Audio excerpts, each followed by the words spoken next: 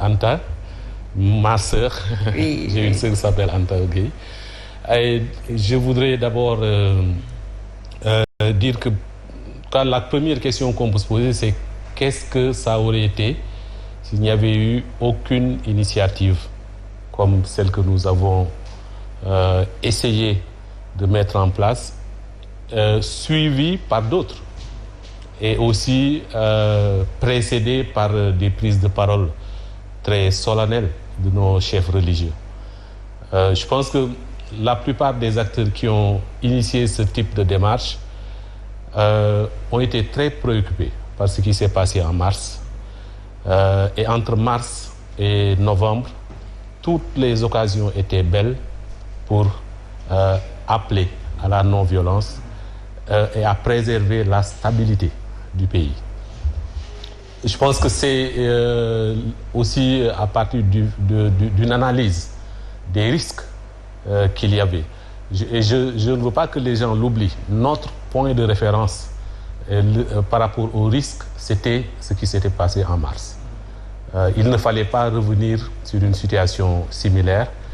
Et donc, le fait d'être allé voir les différentes coalitions, de parler avec elles, de les écouter sur leurs préoccupations et les déterminants de la violence qu'eux-mêmes avaient identifiés, le fait qu'on ait eu l'opportunité avec donc le refus d'Ousmane Sonko et le fait qu'ils le disent publiquement de signer une charte, ça aussi, ça a fait la publicité au débat sur la non-violence.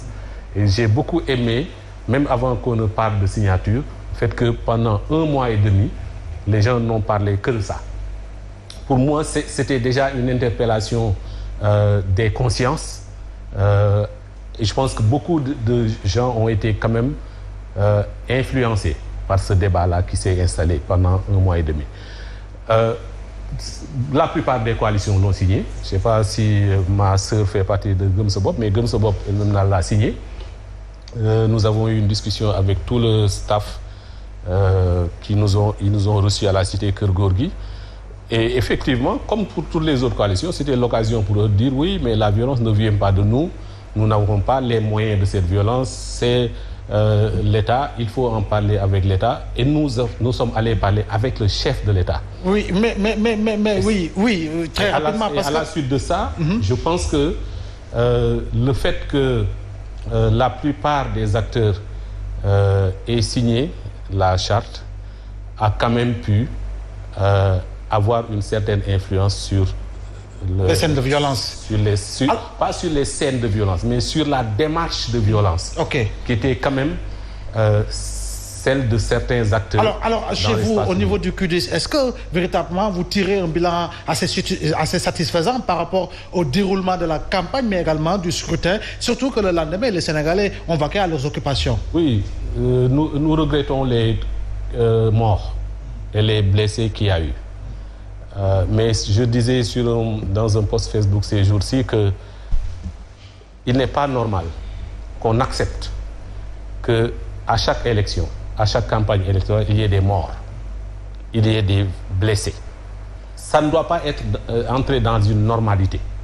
Ça doit être dénoncé. Ça doit être en fait le fait de tout le monde et pour définir un idéal.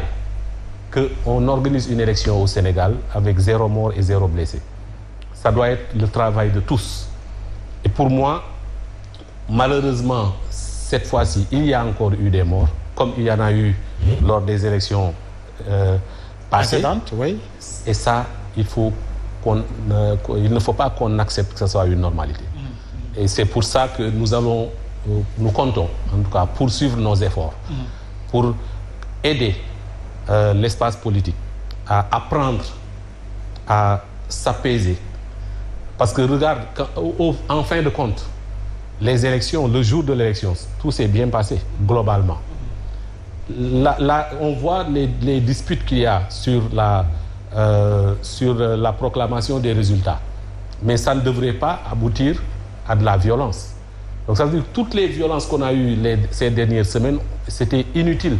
Parce qu'il n'y a que le vote qui compte et l'acceptation des résultats. Oui. Et pour moi, il faut apprendre à justement éliminer cette phase où il y a vraiment alors docteur Cheikh Gueye, une bonne nouvelle pour vous et sachez que Serigne Saliou Gueye sera dans quelques jours signataire de la charte parce qu'il sera candidat aux élections législatives de la même année. Alors Serigne Saliou Gueye, de ce point de vue, compte tenu justement de tout ce qui a été constaté dans les différentes échéances électorales au Sénégal depuis plusieurs années aujourd'hui, maintenant, que faire justement pour diminuer le pourcentage blessant justement de ces cas de violence que nous vivons en période électorale? Mais vous savez, moi, je l'ai dit tout à l'heure, vous savez, la meilleure façon d'éradiquer la violence électorale, c'est tout simplement de faire appliquer les règles de la démocratie. Et tout. Et là, il y a tout un processus.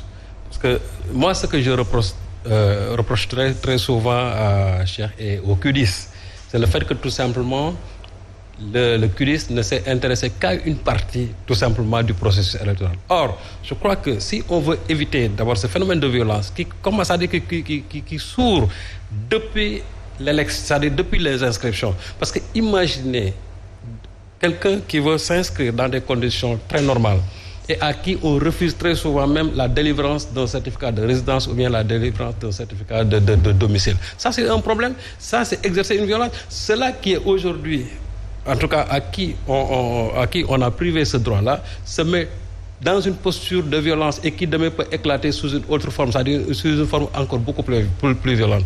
Et ça, les gens n'en parlent pas. C'est la raison pour laquelle je dis que les causes, on n'en parle pas. Mais souvent, on s'attaque tout simplement aux conséquences. Or, je crois que les causes, c'est quoi?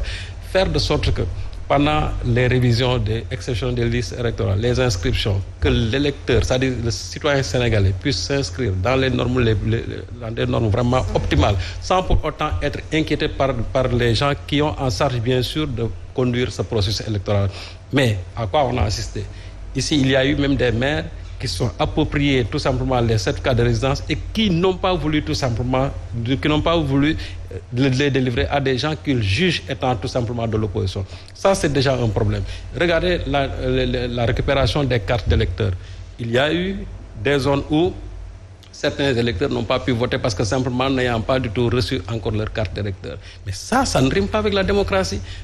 Le citoyen doit pouvoir s'inscrire quand il veut, le citoyen doit pouvoir récupérer sa carte et aller voter le jour normalement. Parce que dès l'instant qu'on n'est pas confronté à ces obstacles-là, mais à quoi bon vraiment s'adonner à de la violence? Mais si vous mettez les gens dans une situation de colère et qui risquent de se comprimer pour éclater un jour, ça risque tout simplement de faire des dégâts. Et c'est à ça qu'on assiste. C'est-à-dire le pouvoir-là doit revoir son comportement par rapport à l'organisation tout simplement des élections.